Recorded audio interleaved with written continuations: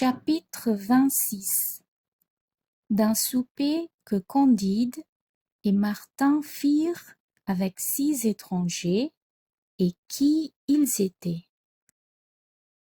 Un soir que Candide, suivi de Martin, allait se mettre à table avec les étrangers qui logeaient dans la même hôtellerie, un homme à visage couleur de suie l'aborda par derrière et, le prenant par le bras, lui dit: « Soyez prêt à partir avec nous, n'y manquez pas. » Il se retourne et voit Cacambo. Il n'y avait que la vue de Cunégonde qui put l'étonner et lui plaire davantage. Il fut sur le point de devenir fou de joie. Il embrasse son cher ami. « Cunégonde est ici, sans doute? Où est-elle? Mène-moi vers elle, que je meure de joie avec elle. » « Cunégonde n'est point ici, dit Cacambo.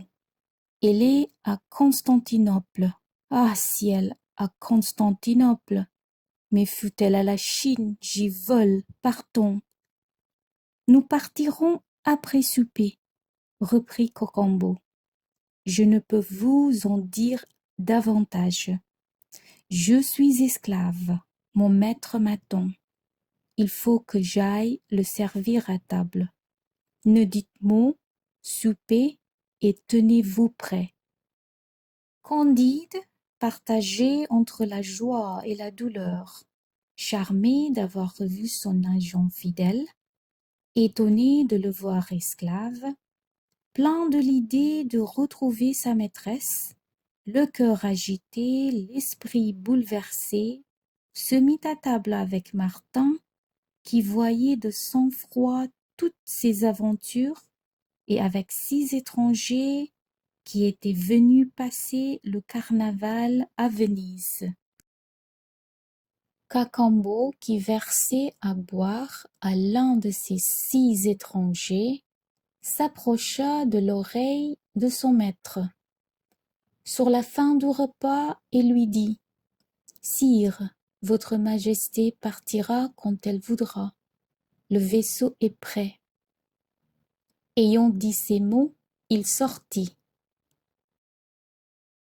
Les convives, étonnés, se regardaient sans proférer une seule parole, lorsqu'un autre domestique, s'approchant de son maître, lui dit: « Sire, la chaise de votre majesté est à Padoue, et la barque est prête. » Le maître fit un signe, et le domestique partit.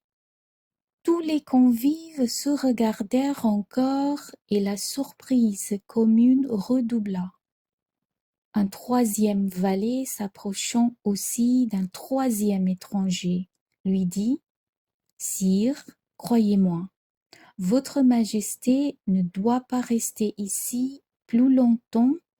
Je vais tout préparer. » Et aussitôt il disparut. Candide et Martin ne doutèrent pas alors que ce ne fût une mascarade de carnaval. Un 4e domestique dit au 4e maître: « Votre majesté partira quand elle voudra. » Et sortit comme les autres.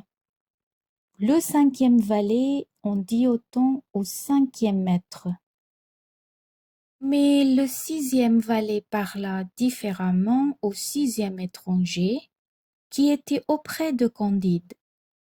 Il lui dit: « Ma foi, sire, on ne veut plus faire crédit à votre majesté, ni à moi non plus. Et nous pourrions bien être coffrés cette nuit, vous et moi. Je vais pourvoir à mes affaires. Adieu. » Tous les domestiques ayant disparu, les 6 étrangers, Candide et Martin, demeurèrent dans un profond silence. Enfin, Candide le rompit. « Messieurs, dit-il, voilà une singulière plaisanterie. Pourquoi êtes-vous tous rois? Pour moi, je vous avoue que ni moi ni Martin, nous ne le sommes. Le maître de Cacambo prit alors gravement la parole et dit en italien: Je ne suis point plaisant, je m'appelle Ahmed III. J'ai été grand sultan plusieurs années. Je détrônai mon frère, mon neveu m'a détrôné, on a coupé le cou à mes vizirs, j'achève ma vie dans le vieux sérail. Mon neveu, le grand sultan Mahmoud, me permet de voyager quelquefois pour ma santé, et je suis venu passer le carnaval à Venise. Un jeune homme qui était auprès d'Ahmed parla après lui et dit: Je m'appelle Ivan, j'ai été empereur de toutes les Russies. J'ai été détrôné au berceau. Mon père et ma mère ont été enfermés. On m'a élevé en prison. J'ai quelquefois la permission de voyager accompagné de ceux qui me gardent, et je suis venu passer le carnaval à Venise. Le troisième dit: Je suis Charles-Édouard, roi d'Angleterre. Mon père m'a cédé ses droits au royaume. J'ai combattu pour les soutenir.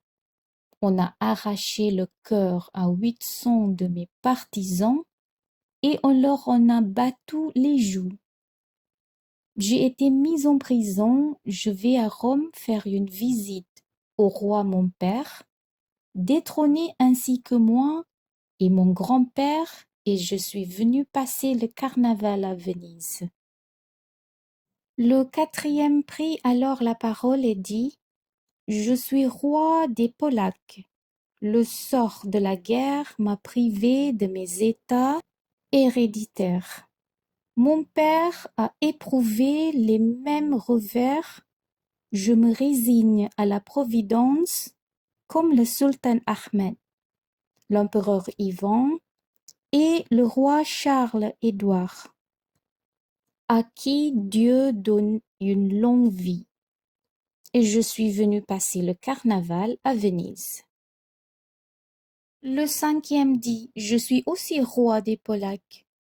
J'ai perdu mon royaume 2 fois, mais la Providence m'a donné un autre État dans lequel j'ai fait plus de bien que tous les rois des Sarmates ensemble n'ont jamais pu faire sur les bords de la Vistule.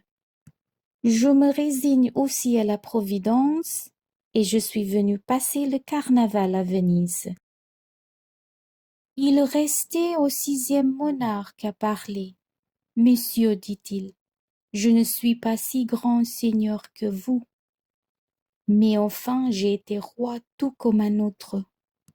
Je suis Théodore, on m'a élu roi en Corse, on m'a appelé Votre Majesté, et à présent à peine m'appelle-t-on Monsieur. J'ai frappé de la monnaie, et je ne possède pas un denier. J'ai eu 2 secrétaires d'État et j'ai à peine un valet. Je me suis vu sur un trône et j'ai longtemps été à Londres en prison sur la paille. J'ai bien peur d'être traité de même ici, quoique je sois venu, comme vos majestés, passer le carnaval à Venise. Les 5 autres rois écoutèrent ce discours avec une noble compassion. Chacun d'eux donna 20 sequins au roi Théodore pour avoir des habits et des chemises. Candide lui fit présent d'un diamant de 2000 sequins. Quel est donc, disaient les 5 rois, cet homme qui est en état de donner 100 fois autant que chacun de nous et qui le donne? Êtes-vous roi aussi, monsieur? Non, messieurs, et n'en est nulle envie. Dans l'instant qu'on sortait de table, il arriva dans la même hôtellerie 4 altesses sérénissimes, qui avaient aussi perdu leurs états par le sort de la guerre et qui venaient passer le reste du carnaval à Venise.